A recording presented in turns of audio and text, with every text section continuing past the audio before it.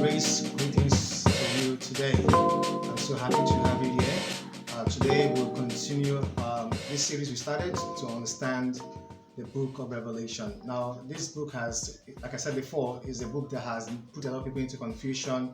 Many people avoid reading this book. So what we want to do with this channel is to help you understand this book gradually by giving you some framework guidelines that will help you understand the book, which in its sense is not difficult to understand. So today our focus is actually in verse number 8 of chapter 1. So we look at Revelation chapter 1 verse 8. It says, I am the Alpha and the Omega, the beginning and the end, says the Lord, who was, and who is to come, the Almighty. Now, the first verse of this book starts off with the revelation of Jesus Christ. And this is very important. This book, like every other book, has its theme in Jesus and nothing else. This book, from the very get-go, offers to tell you its very theme that is about the apocalypse of Jesus Christ. It is about his revelation, the revelation of him, his personality, and who he is. So this book is not about the revelation of the Antichrist or the beast or the mark of the beast or destructions or plagues. It's about the revelation of Jesus Christ. The revelation that comes in the midst of the chaos, in the midst of judgment, in the midst of pronouncement. His revelation stands out above all. Now, there's something very interesting in this verse 8 when it says, I am the Alpha and the Omega. And Alpha and the Omega is actually the first and the last alphabets in the Greek alphabet.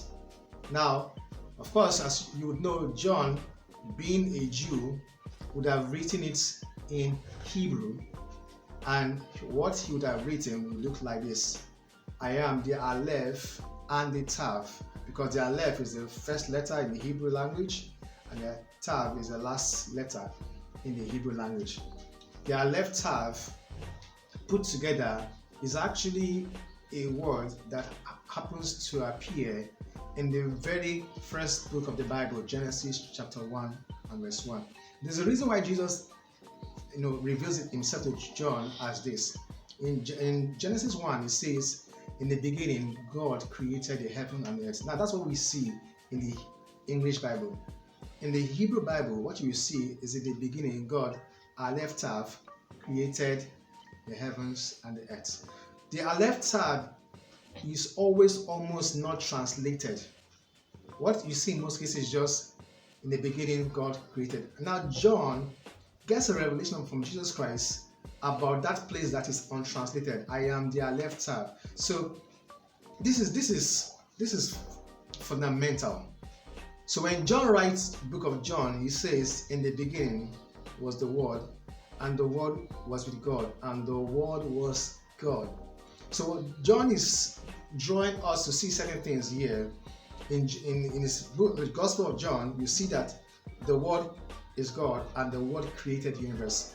In Genesis 1, we only just see God created the heavens and earth, but John is now showing his readers to understand that the Creator, the one behind creation, is the Word that became flesh. And Jesus, gives him the source here by saying, I am the Aleph Tav. I am the one that created all things.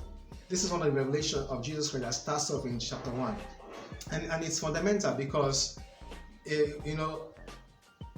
one of the problems the Jews had back then was to identify the Messiah. And there was this sort of disappointment that they did not think Jesus was the Messiah. In fact, they don't think he's the Messiah. And that's why back there at the Western world, they say pray for the Messiah to come. So before we have the visions unveiled on so many other things, one of the things that Jesus does here to John is to reveal to him, taking him back to the beginning. I am the Aleph Tav. And the Aleph Tav is not just an alphabet, but it's actually a description of God. Because when you look at the Hebrew letters, they have pictures with it. And the Aleph Tav is a picture of a crucified let me just say a crucified animal, an ox. All right, and Jesus is that sacrifice provided by the Father for us. And so, what is the Lamb that was slain? John says in chapter 5, and his revelation keeps pouring out throughout the book. Now, there's a lot to say about this place, but this is one of the things you get to understand here is the revelation of Jesus Christ coming to the Jews who will understand going back to Genesis. And this is something we can understand, that once we can see from the lens of an average Jew, we understand the power behind this verse and what it means to us today. I want to thank you for your time today. I appreciate that you keep watching the series as they keep coming forth, and subscribe to this channel. Click on the notification bell so that you can get updates whenever we have new videos as they will come every week. Thank you for your time. Grace to you.